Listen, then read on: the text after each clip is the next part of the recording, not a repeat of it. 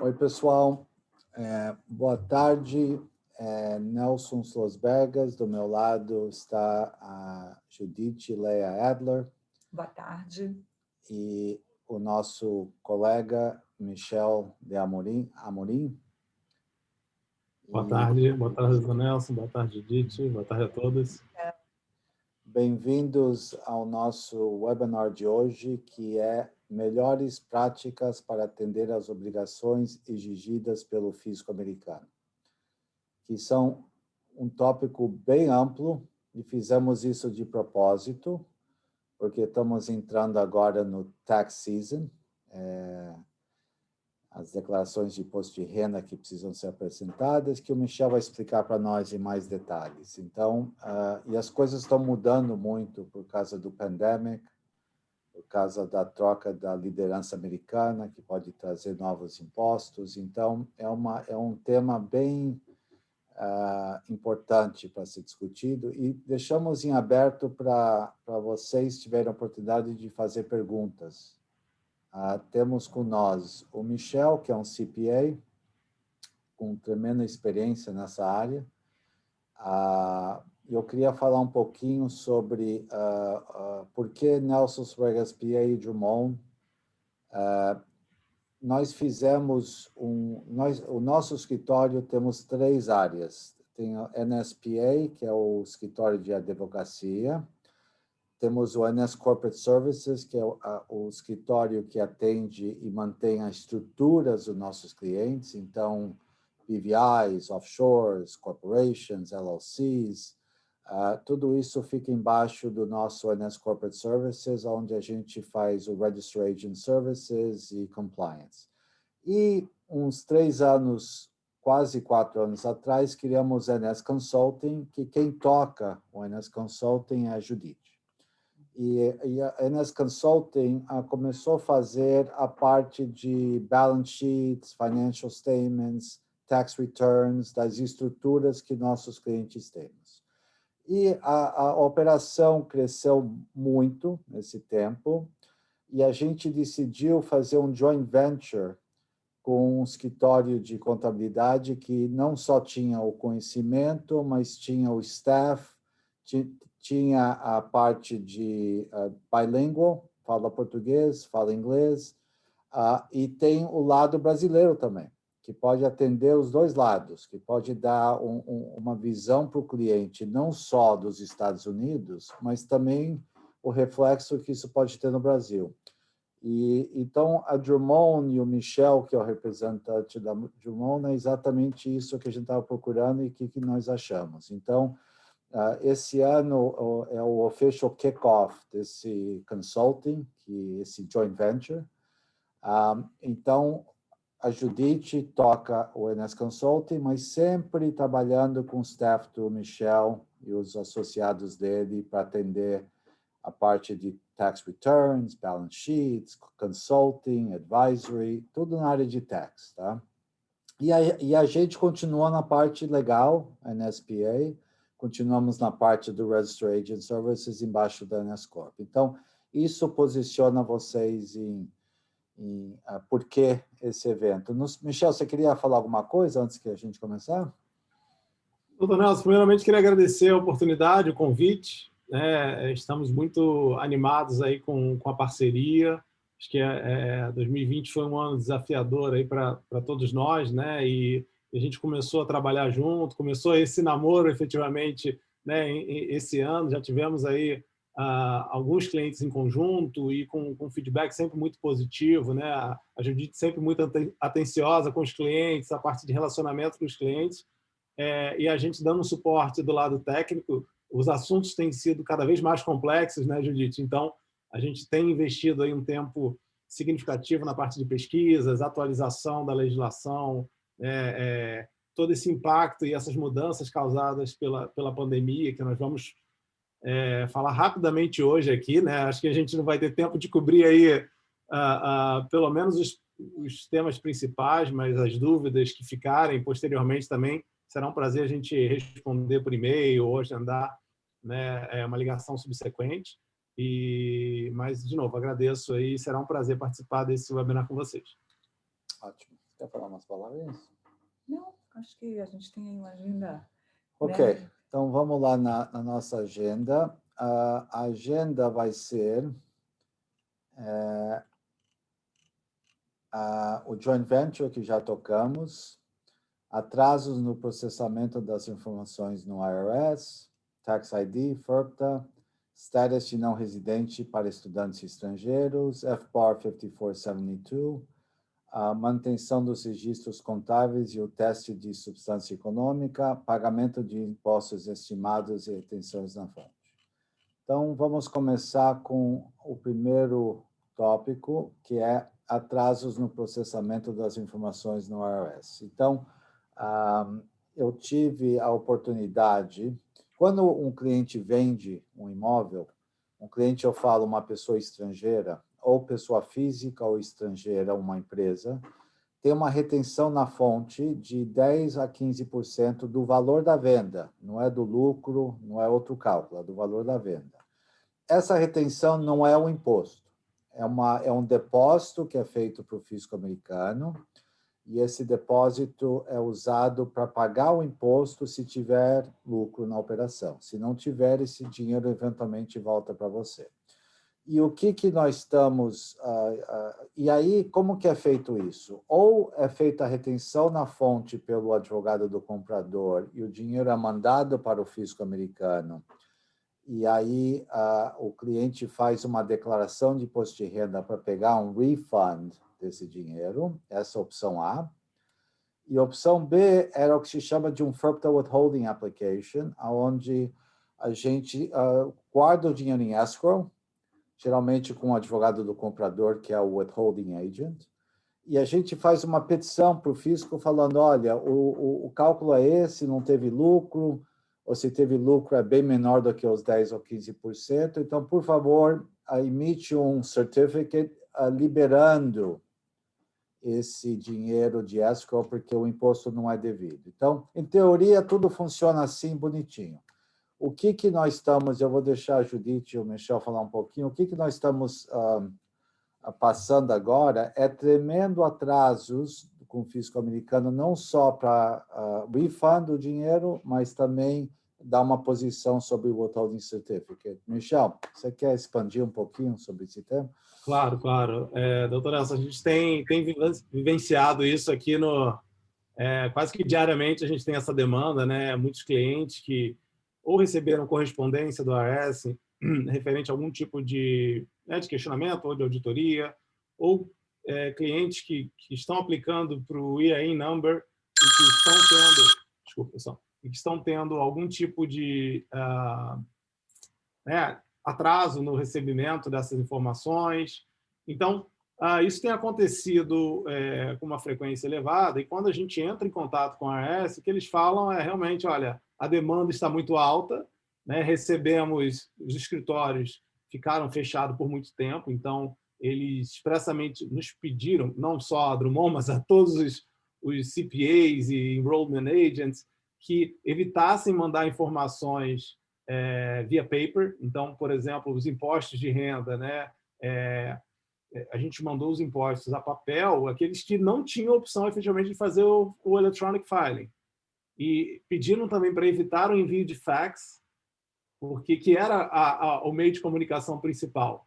Mas o que aconteceu é que, como os escritórios ficaram fechados por muito tempo, acumulou-se uma demanda, né, de papelada, de documentação efetivamente para ser processada significativa. E eles ainda estão com uma restrição. Então, você imagina, né, a reabertura começou, mas uma pessoa fica doente, tem que fazer a quarentena do espaço inteiro, do departamento inteiro. Então, isso tem causado, não é o tipo de trabalho que consegue ser feito remoto, né, a grande parte dele. Eles precisam efetivamente processar a documentação.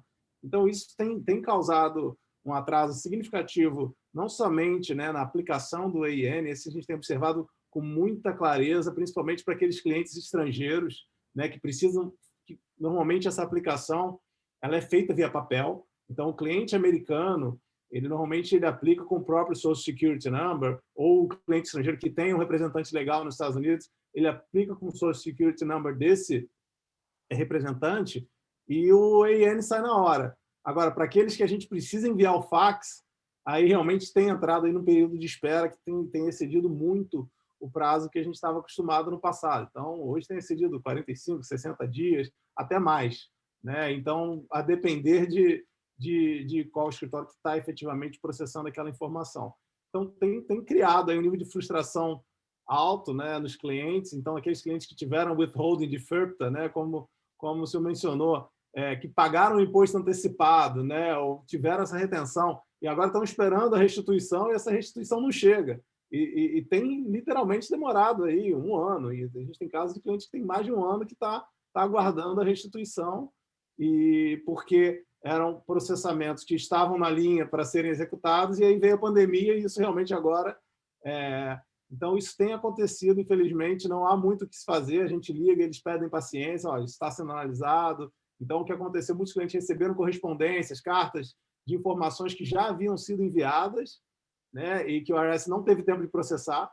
Então, literalmente, o que a gente tem feito é reenviar a segunda vez, informando que já foi enviada a primeira vez, né?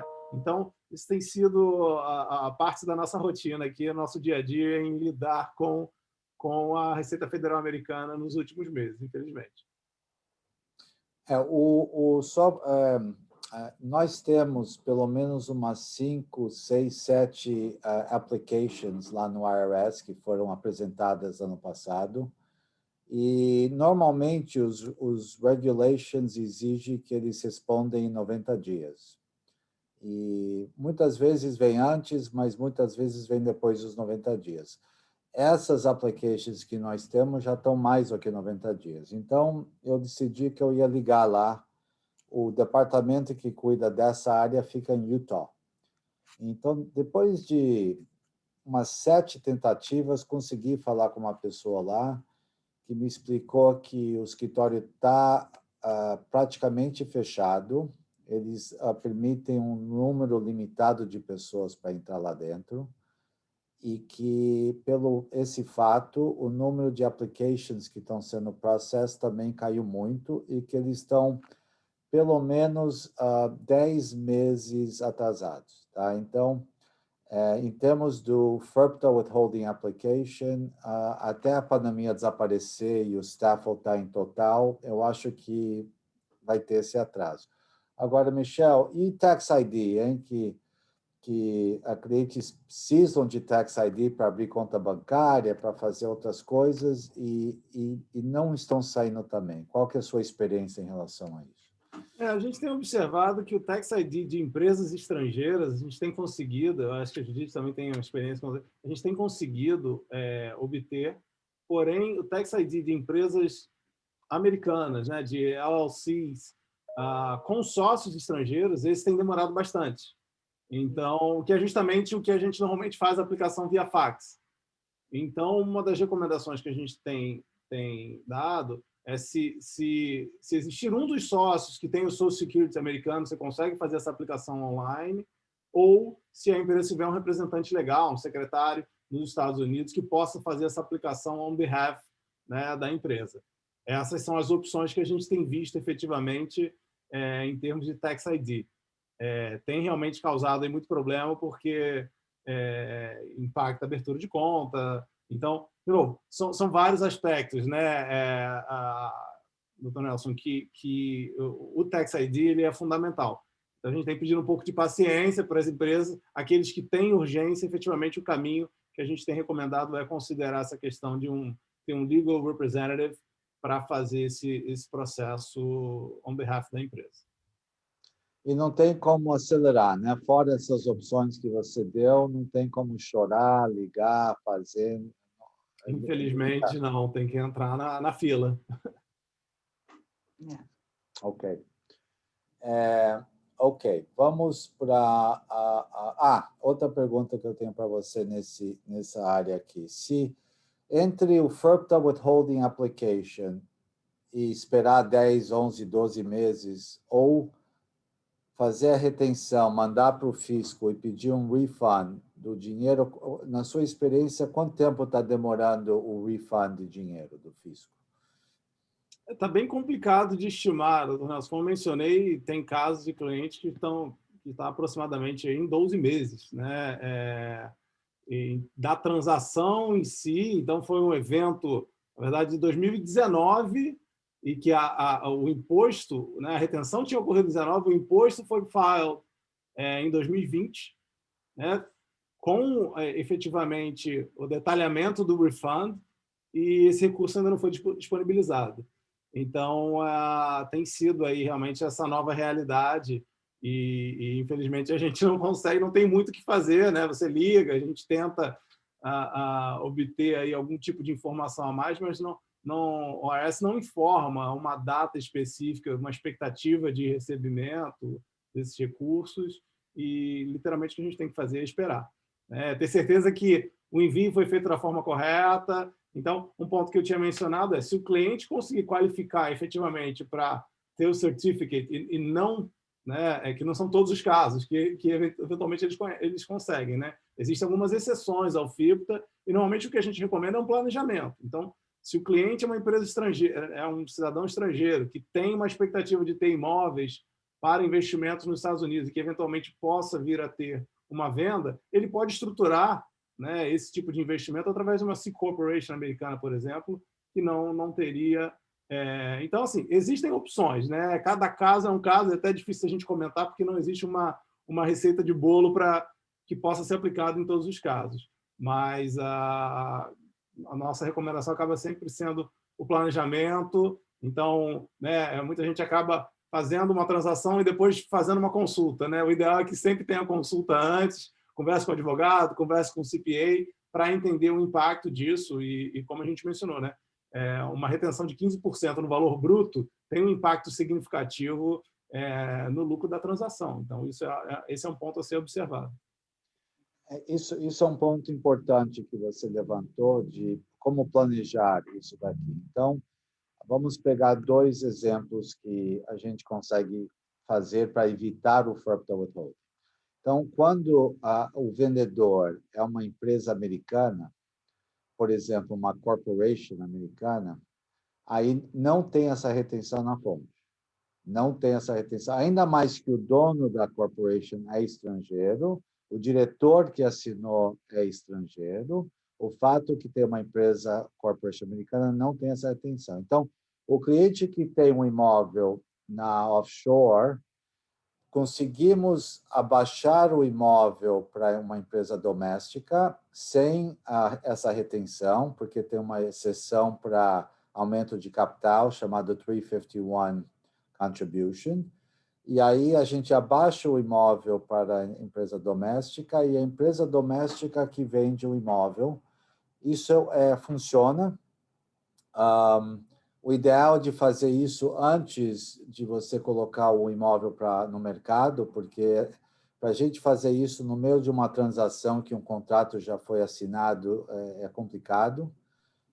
O check the box selection, se a gente fizer, aí eu queria falar para vocês uma coisa um pouquinho técnico, mas é importante. Uma LLC não é uma corporation americana para fins fiscais, tá? Uma LLC padrão, ela é transparente para fins fiscais. Então, o fisco enxerga quem é o dono. Se o dono é uma offshore, tem a retenção na fonte de 15%. Então, para ela ser uma corporation, é feito um check the box selection. Michel, você quer explicar um pouquinho o que quer dizer check the box selection, como que é feito isso? Claro, claro. Check the box selection, uma eleição que é feito para, no caso, LLCs, que tem uma tributação padrão de empresa disregard, né? Então, basicamente, a LLC ela não tem apuração de imposto no nível da LLC, essa tributação ocorre no nível dos sócios. Então, como o doutor Nelson mencionou, uma empresa transparente. Então, o IRS enxerga que existe um sócio estrangeiro vendendo um imóvel americano através de uma estrutura transparente. Logo, esse tipo de transação incide o FIPTA. Se esse cidadão estrangeiro ele constitui uma C Corp ou ele tem uma LLC e ele faz uma eleição para que essa LLC seja tributada como uma C Corp, esse é o check the box, que é literalmente um formulário 8832, onde você marca uma caixinha falando que você escolhe tributar aquela LLC como uma corporation. Então, muita gente ouve o check the box e não sabe por quê, literalmente porque você check the box para fazer essa eleição. E a partir daquele momento, a LLC ela passa a ter vida própria. Ela é distinta, né? Ela é uma personalidade jurídica distinta da pessoa física do sócio. Logo, ela passa a apurar o imposto de renda no nível dessa pessoa jurídica. Hoje, com uma tributação de 21% sobre o lucro líquido. Tá? Então, diferentemente da pessoa física, aí entra na questão de alíquota de pessoa física versus alíquota de pessoa jurídica. Acho que a gente não vai ter muito tempo para cobrir isso hoje aqui, mas quem tiver dúvidas depois a gente pode entrar nesse detalhe. Mas, resumidamente, essa é a mudança. E é um ponto importante, tem que tomar muito cuidado com o check the box. Porque se a pessoa for um residente fiscal americano ou se o ativo abaixo daquela LLC for um ativo americano, na hora que você faz o check the box, você pode estar sujeito a ganho de capital. Então, você tem que reconhecer aquele ativo a valor de mercado e apurar a diferença, né, da aquisição a custo versus o valor de mercado. É uma transação que tem que ser feita com muito cuidado. Para o não residente, né, normalmente a nossa recomendação é que seja feita antes que esse estrangeiro vire um residente fiscal americano, por exemplo. Eu acho que o que seria interessante complementar é que, nesse momento, quando a gente faz o check the box, né, ela tem a obrigação de entregar um tax return. Né? Então, por exemplo, eu tenho um caso agora que é uma cliente, ela é brasileira, ela possui uma LLC que é disregarded, que não é check the box, tem uma propriedade embaixo. Né? Então, quais são as obrigações que essa estrutura requer?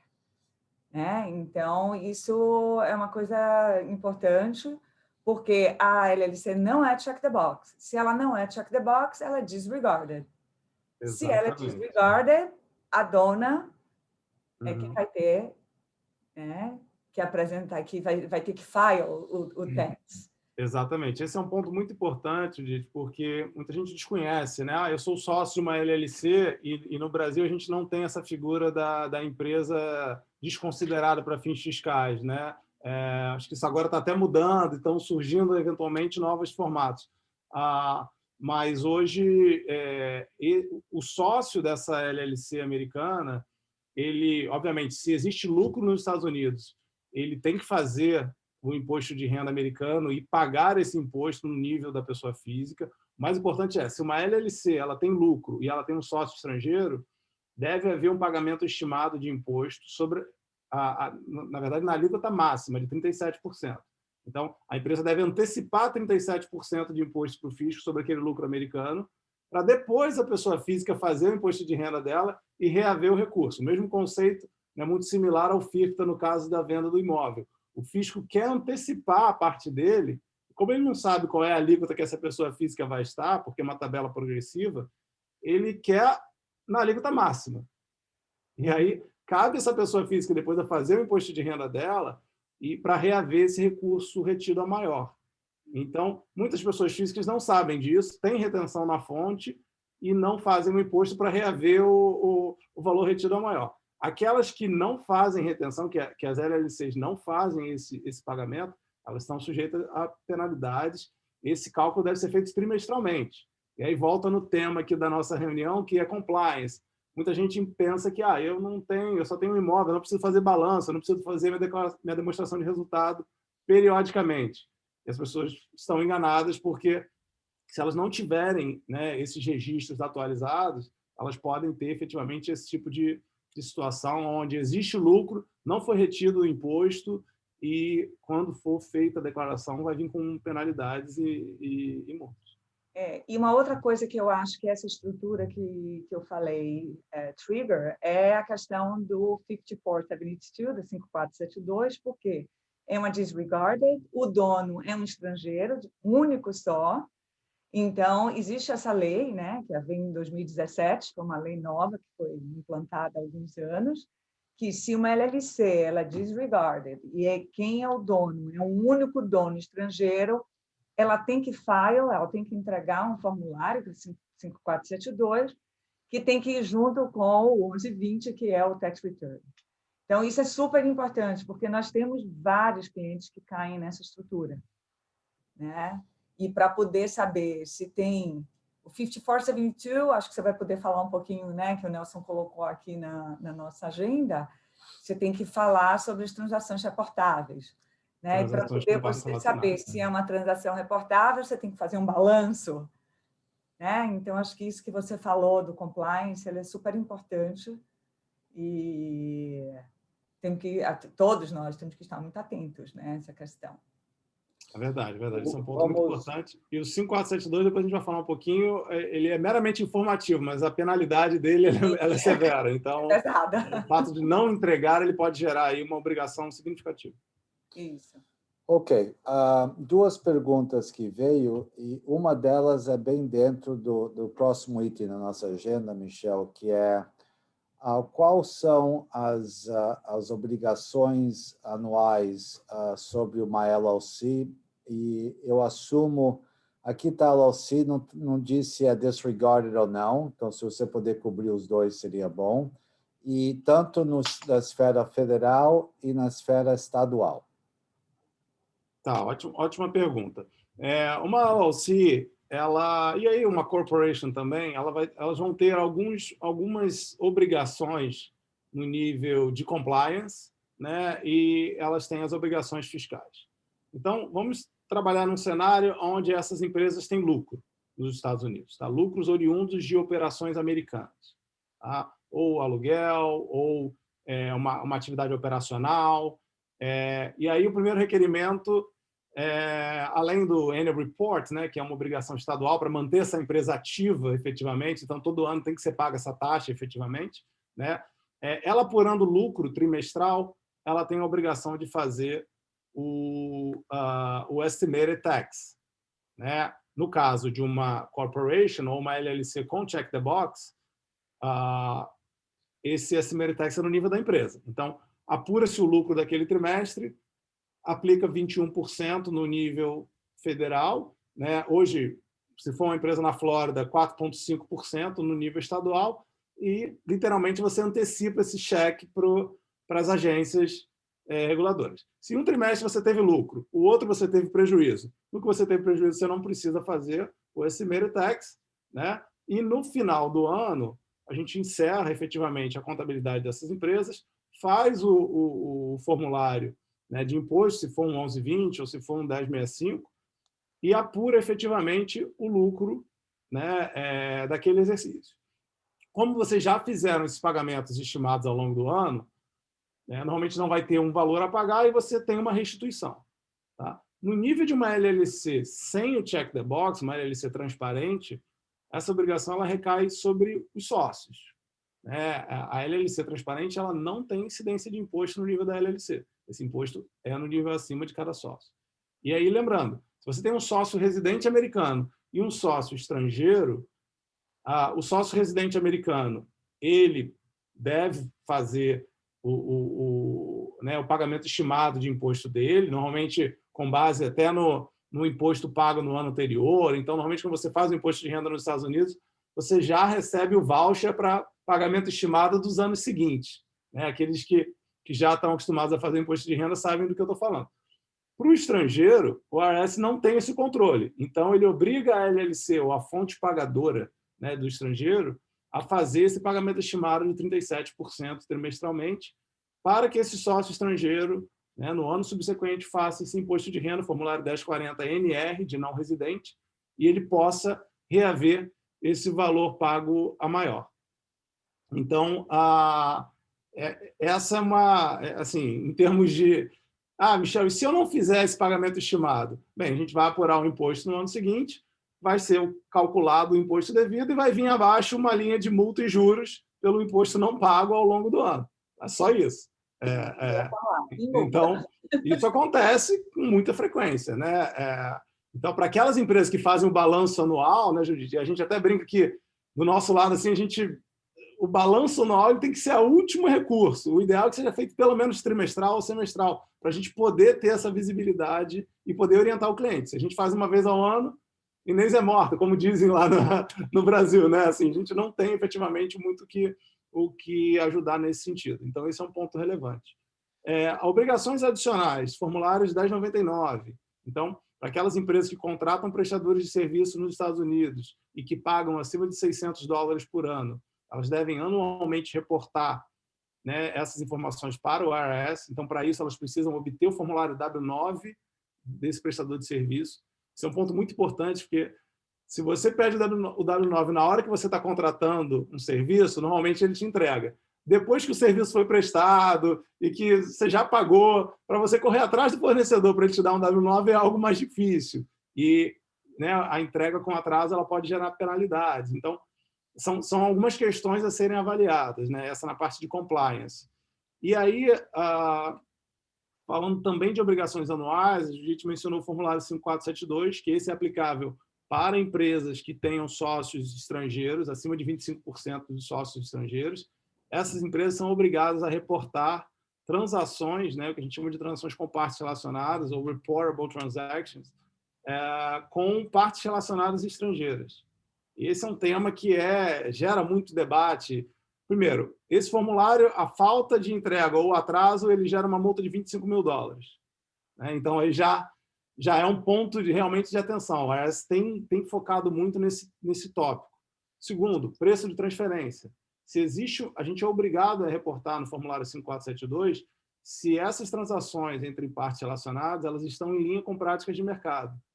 E aí, o que acontece? O sócio que fez um aporte de capital e que não formalizou, e que depois fez uma retirada e não formalizou, ou que ele tem um empréstimo com a empresa que não tem juros, coloca a gente numa posição muito difícil, porque a gente não pode mentir nesse formulário, né? É um felony seu. Então, a gente tem que informar efetivamente o que aconteceu e, muitas vezes, a gente entrega para o IRS efetivamente uma situação de auditoria, né? Olha, eu falo, existe transação com partes relacionadas, está suportada por um contrato ou um documento legal? E muitas vezes tem que falar que não.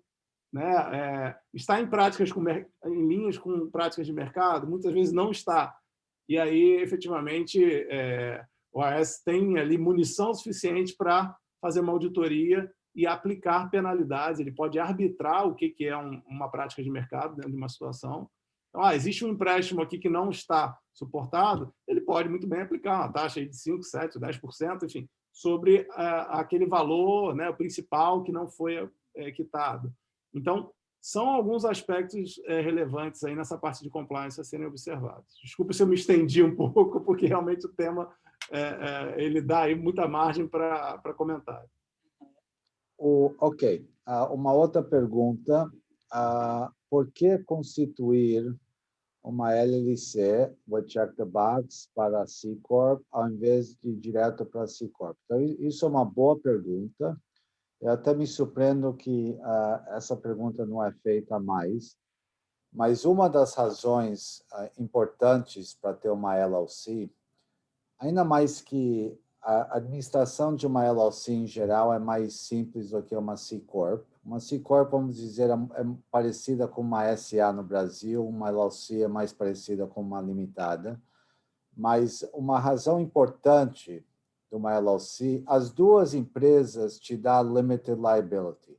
Então, se um credor da LLC ou um credor de uma C Corp acionar, eles acionam as empresas, mas a dívida não sobe para os sócios. As empresas têm uma proteção onde se evita a responsabilidade civil ilimitada das pessoas que são donas das empresas. Então, nesse ponto, as duas são iguais.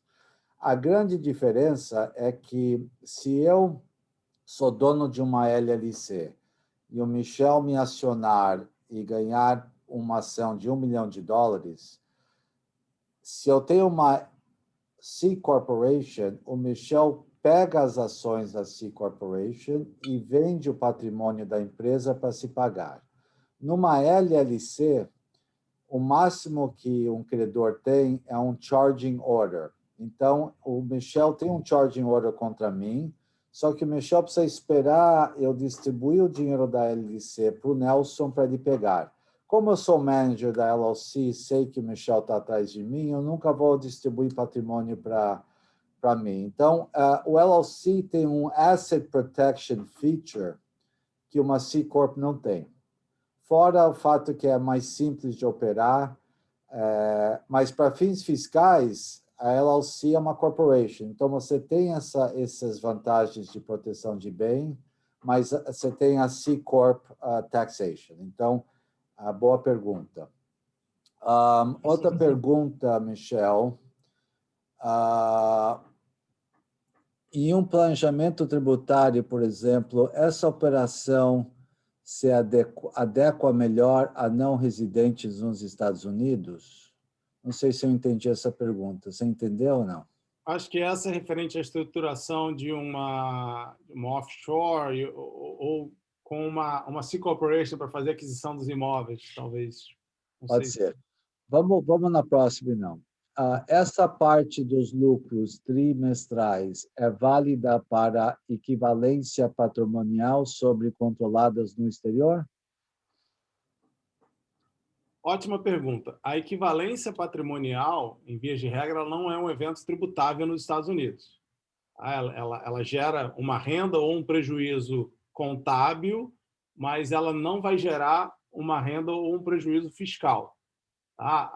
O fato gerador ele ocorre, em via de regra, na distribuição, né, desse dividendo.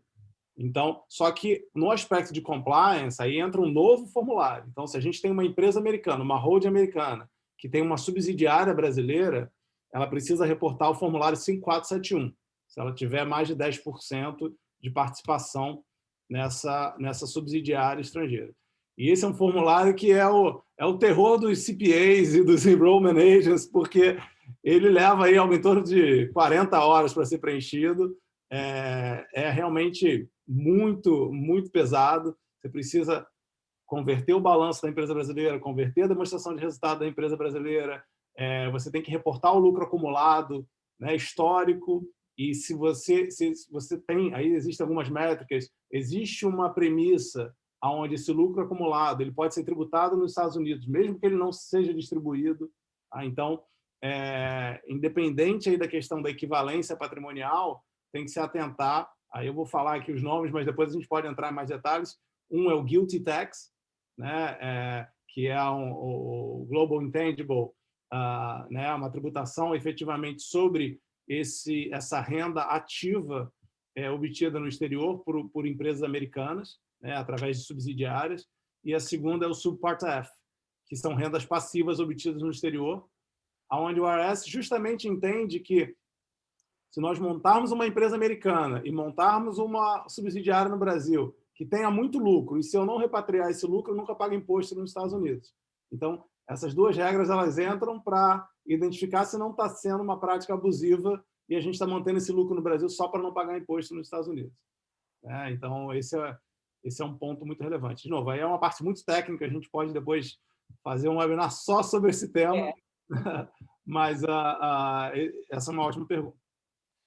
Ok. Uma empresa, a LLC, aberta em 2015, foi feito o report até 2019 e não foi feito o ano 2020. Qual o reflexo? Essa empresa não tem atividade, nunca faturou, não tem propriedade. Ela será fechada automaticamente? Automaticamente, não.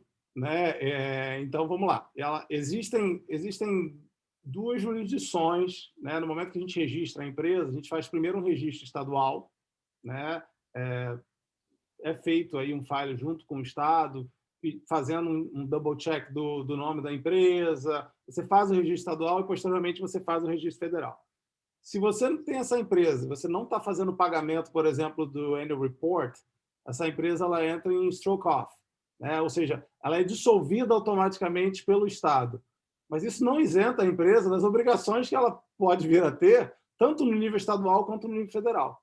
Então, quando a gente faz uma dissolução de uma empresa, primeiro, a gente, né, precisa de uma ata de dissolução, existe aí uma necessidade de ter a documentação legal que suporte essa dissolução. A gente leva no Estado, a gente faz a dissolução no Estado e a gente fica aguardando o período adequado para a gente mandar o último informe de rendimento, o último imposto de renda, para encerrá-la efetivamente junto ao IRS.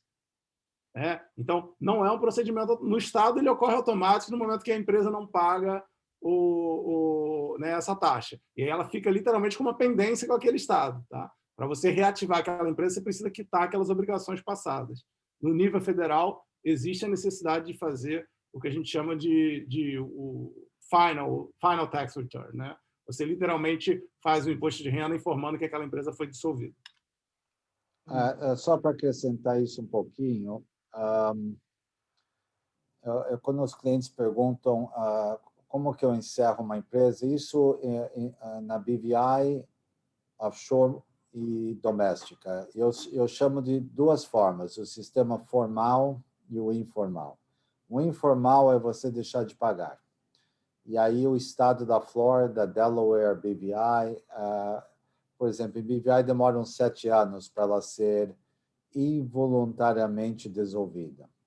E o estado da Flórida também, ela é involuntariamente dissolvida. O formal é você dar entrada nos papéis e faz uma dissolução permanente e legal, onde você tem um certificado de dissolução. Tá? Então, essas são as duas formas de fazer. Que é a forma, vamos dizer assim, mais correta de se proteger, né? Yes, porque se uma empresa, se você deixa de pagar, mas se acontecer alguma coisa com a empresa, recai sobre você, que é o dono. Pode voltar. É.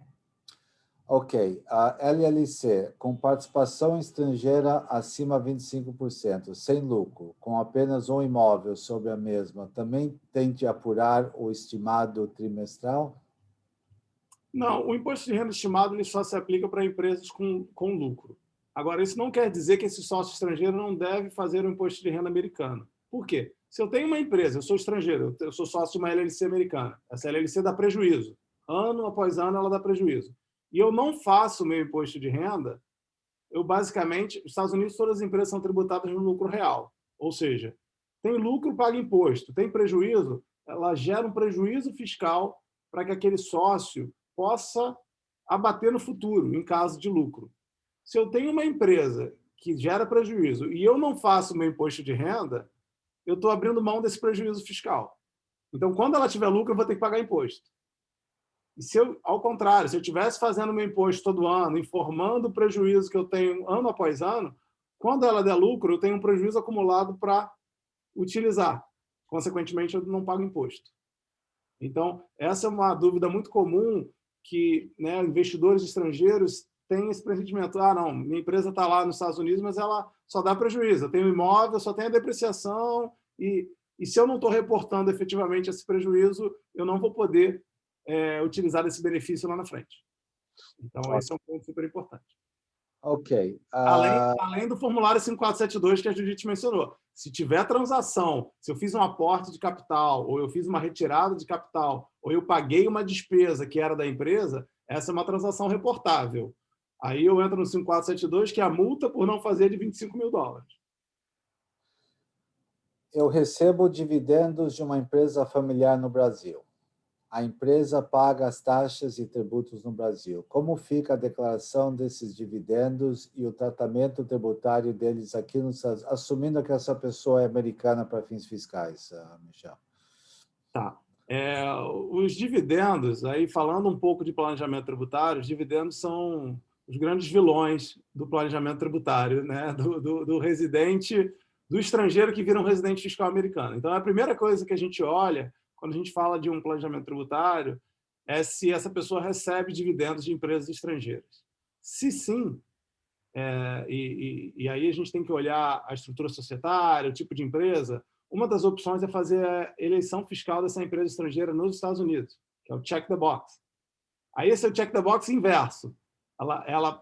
Né, o padrão dessa empresa estrangeira, que ela seja tratada como um corporation, e eu posso eleger para que ela seja tratada como uma empresa transparente nos Estados Unidos.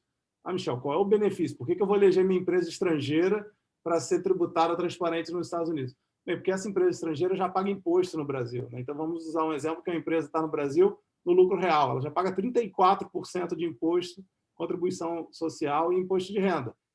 Quando eu faço a eleição fiscal, esse imposto pago pela empresa sobe para o sócio. Então, o sócio de uma empresa no Brasil que está no lucro real, ele já consegue tomar o crédito, né, desse imposto pago para abater a obrigação dele nos Estados Unidos, porque é uma renda estrangeira, então ele consegue compensar o imposto pago no exterior. Nesse caso, o imposto pago pela empresa. Se a gente não fizer a eleição fiscal, ele não tem esse benefício. Então, no Brasil, o dividendo ele é isento de imposto. Aqui nos Estados Unidos, o dividendo vindo de uma empresa estrangeira ele é tratado como renda ordinária. Ou seja, é um salário que você não pagou imposto, sujeito à tabela progressiva que pode chegar até 37%. Então, o impacto é muito grande, né? Eu recomendo aí seriamente um planejamento tributário nessa situação. Duas observações em relação a isso. Então, o upside do check the box da empresa brasileira é que você, pessoa física americana, consegue se creditar do imposto que a empresa brasileira pagou no Brasil na proporção que você é acionista daquela empresa. O downside é que, independente da empresa brasileira distribuir ou não dividendos para você, a empresa está transparente para fins fiscais americanos. Então, você vai precisar declarar no imposto de renda americano a sua porcentagem do lucro dessa empresa no Brasil, tá? Então, isso é... A outra coisa que eu queria observar é que o Check the Box Election, ela funciona para limitada. Com SA, a gente não consegue fazer o Check the Box Election. Então, ainda mais que a SA pagou imposto no Brasil, quando você receber um dividendo de uma SA brasileira, você vai precisar pagar de novo aqui nos Estados Unidos. Aí existem outras opções no planejamento, né, doutor Nelson? Eventualmente considerar uma hold americana, dependendo do percentual de participação, você consegue subir esse dividendo isento de imposto. Então, existem algumas opções, né? E acho que esse tem sido aí o desafio do dia a dia, a gente identificar esses cenários, tudo dentro do que é possível na legislação americana. É óbvio que qualquer movimento que seja feito nos Estados Unidos que tenha um intuito puramente de reduzir o impacto tributário, ele pode ser desconsiderado pelo IRS, então a gente tem que olhar, né, a operação como um todo, ver o que faz sentido em termos de reestruturação, mas são pontos importantes que têm aí um impacto bem significativo. Ok, próxima pergunta. O formulário... Acho que tem um em cima. O brasileiro não residente, pessoa física sem empresas, que investe somente em stocks and bonds, contas com W8, alguma obrigação com o fisco americano ou somente no Brasil? Esse é um ótimo ponto. O investidor financeiro estrangeiro, ele tem um incentivo nos Estados Unidos que ele não é sujeito a ganho de capital sobre esses ativos, né, sobre essas ações que ele negocia na Bolsa, tá? Nos Estados Unidos. Ele continua sendo, né, eventualmente tributável no Brasil sobre essa realização. O que muitos investidores fazem, eles constituem uma offshore e essa offshore faz os investimentos, né, no mercado financeiro americano. Por que isso? Porque quando a offshore ela realiza esses investimentos, ela está numa jurisdição isenta de imposto e você ainda não distribuiu para a pessoa física no Brasil, que é o fato gerador do reconhecimento do imposto no Brasil. Então, isso permite que os lucros sejam reinvestidos, né, sem a tributação americana e sem a tributação brasileira. Isso falando de ganho de capital, né? Falando de bonds, aí entra a questão de portfólio income, se caracteriza ou não, existe aí uma natureza isenta, né, desses juros. Os dividendos não, os dividendos são sujeitos à retenção na fonte 30% nos Estados Unidos. Então, dependendo do tipo de renda, vai variar a tributação, mas, em via de regra, existe um incentivo para o investidor estrangeiro investir na Bolsa Americana. Dois comentários em relação a isso.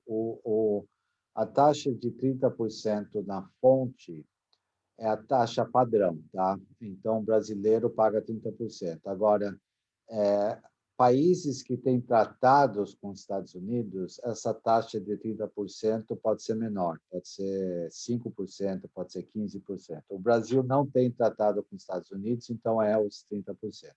A segunda coisa que eu queria observar é que, ainda mais que ganho de capital sobre compra e venda de ações no mercado americano é tax-free, não tem capital gains tax, como imóveis têm, não vamos esquecer que, se você tem isso na sua pessoa física e você morrer, você vai ter um imposto de sucessão nos Estados Unidos.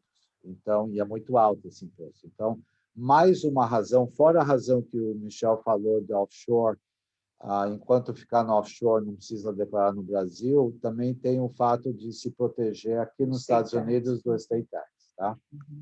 Ok. Próxima pergunta, Michel. O formulário 5471 também é puramente informativo, assim como o formulário 5472? Essa é uma ótima pergunta. Ele é informativo até a página 2, né? Porque o cálculo do GILTI e do Subpart F ele é feito em cima do formulário 5471. Uau. Então, é onde você literalmente tem que abrir os livros da empresa estrangeira. E aí o fisco passa a ter... O fisco americano, ele vê balanço patrimonial, ele vê demonstração de resultado, e ele está muito mais preocupado no lucro acumulado não distribuído, que esse é o lucro sujeito à tributação americana. Então, se você paga um valor mínimo de imposto fora, né, e aí existem alíquotas, que depois a gente pode entrar um pouco mais no detalhe, você consegue sair dessa tributação adicional. Mas, muitas vezes, existem casos onde a tributação ocorre e aí, na distribuição futura, já não tem mais a segunda tributação, né? Ele só antecipa essa tributação sobre o lucro acumulado. Mas ele também tem penalidade. 5471, a falta de entrega ou atraso, ele gera uma penalidade de $10 mil. Ao constituir uma LLC para vender cross-USA domestic via e-commerce, se faz necessário licenças locais para cada estado a que será entregue produtos ou apenas no estado de origem? Essa é muito boa. Quem fez foi o Ronaldo. Ronaldo, essa é pegadinha para a gente aqui. Mas é muito bom. A gente recebe essa dúvida com muita frequência. Cada estado... Lembre-se que você nos Estados Unidos está lidando com 50 estados, 50 jurisdições diferentes, né? Então, você tem que observar as regras locais. Tá? Você vai ter que lidar com thresholds estaduais, né? Então, por exemplo, Nova York vai estipular, se você vender acima de um determinado valor para Nova York, aquelas vendas de e-commerce são vendas conectadas com Nova York. E aí você tem um aspecto não somente de sales tax, como possivelmente de imposto de renda local em Nova York. E aí vai exigir que a sua empresa tenha o registro de Nova York.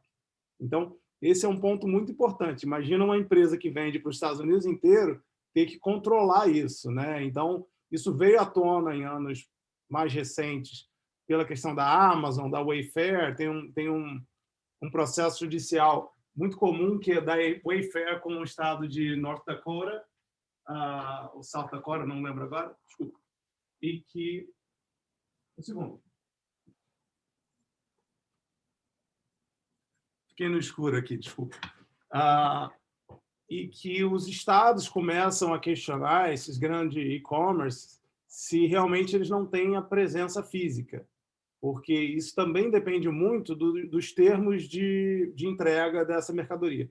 Se a sua empresa, que é da Flórida, é responsável por entregar esse produto na porta do cliente em Nova York entende que essa é uma venda efetivamente de Nova York. Por quê? Porque a transferência da titularidade do produto ocorre em Nova York.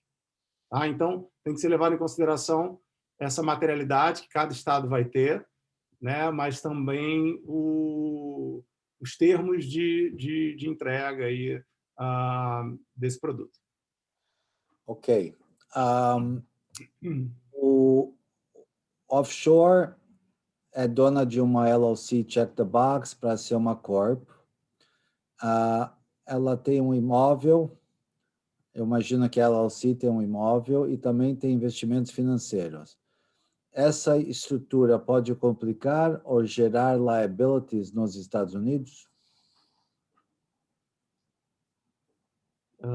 Desculpa, eu não acompanhei toda a estrutura. Offshore com uma LLC... Offshore, vamos pegar o exemplo clássico. Offshore tem os investimentos financeiros e a LLC tem um imóvel. Aí a pergunta é bem ampla, a pergunta, né? Essa estrutura pode complicar ou gerar liabilities nos Estados Unidos?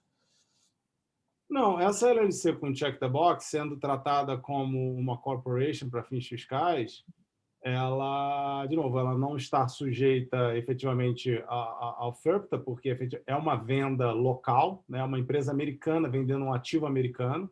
Então, essa LLC ela tem que fazer o imposto de renda local dela, Estados Unidos, como uma corporation, formulário 1120.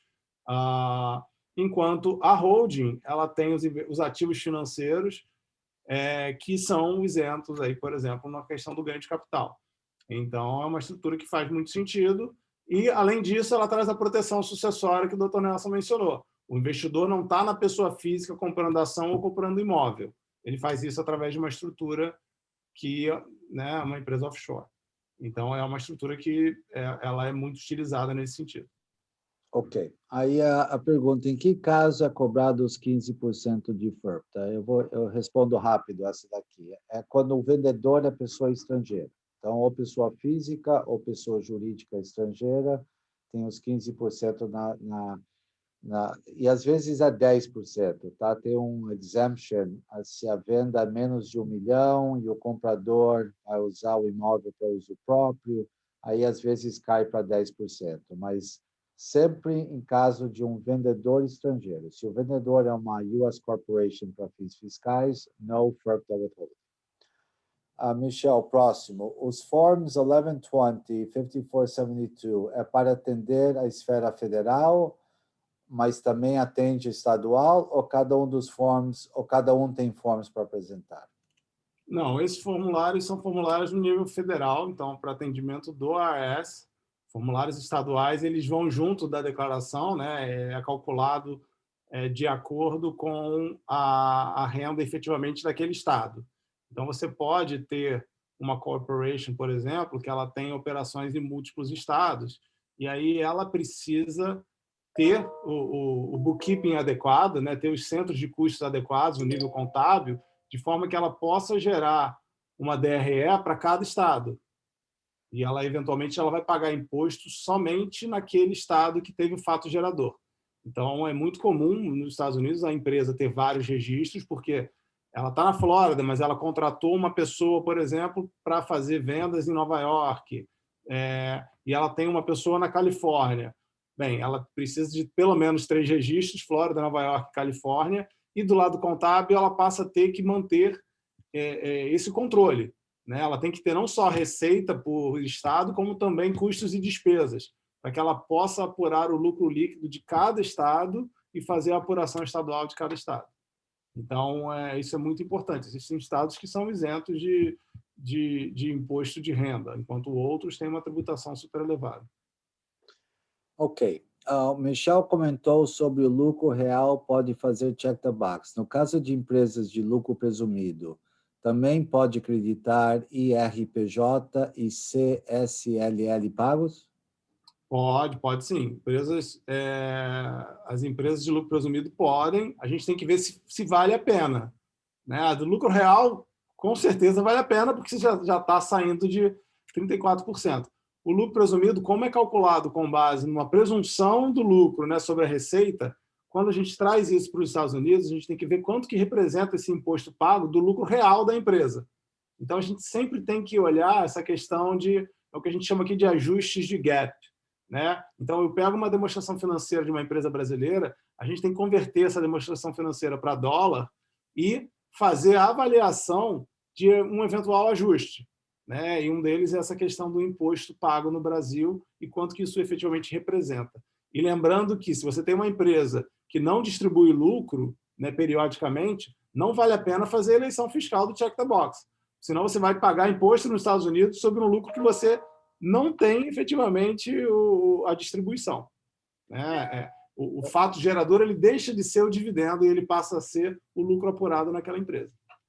Uma pergunta minha, Michel. Me falaram que se uma empresa brasileira tem lucro presumido, que ela não poderia ter uma subsidiária nos Estados Unidos que lucro presumido não permite. Confere isso ou não? Na verdade, a regra diz que uma empresa no lucro presumido ela não pode ter lucros oriundos de uma operação no exterior. Tá? Então, existe um pouco essa diferença na regra. Só que, em termos práticos, quando você informa que você tem uma subsidiária no exterior, o sistema já trava, né? Assim, ele não permite que você reporte no lucro presumido, já assumindo que você não atendeu aquele critério.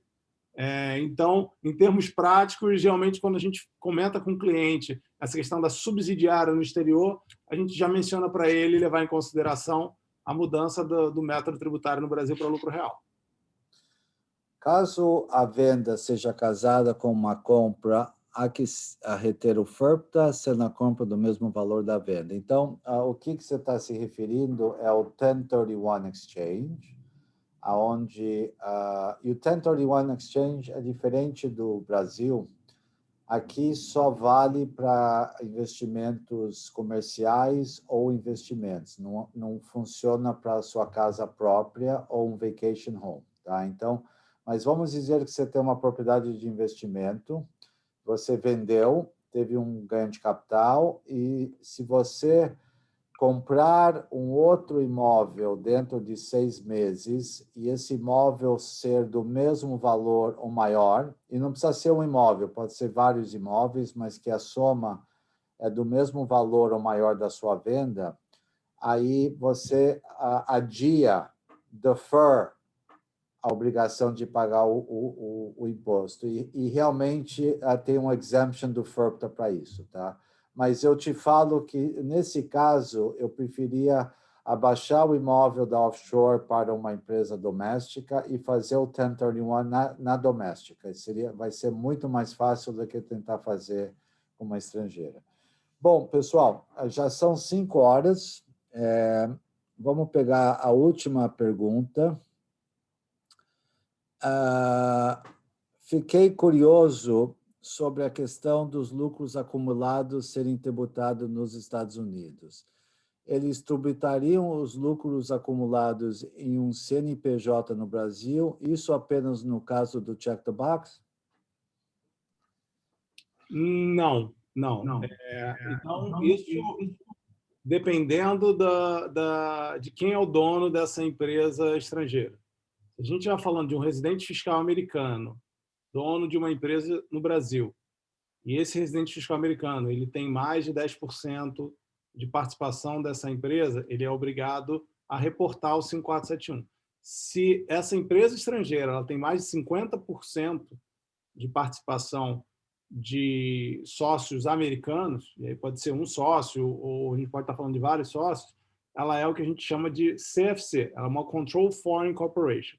Essa CFC ela está sujeita ao GILTI Tax e o Subpart F.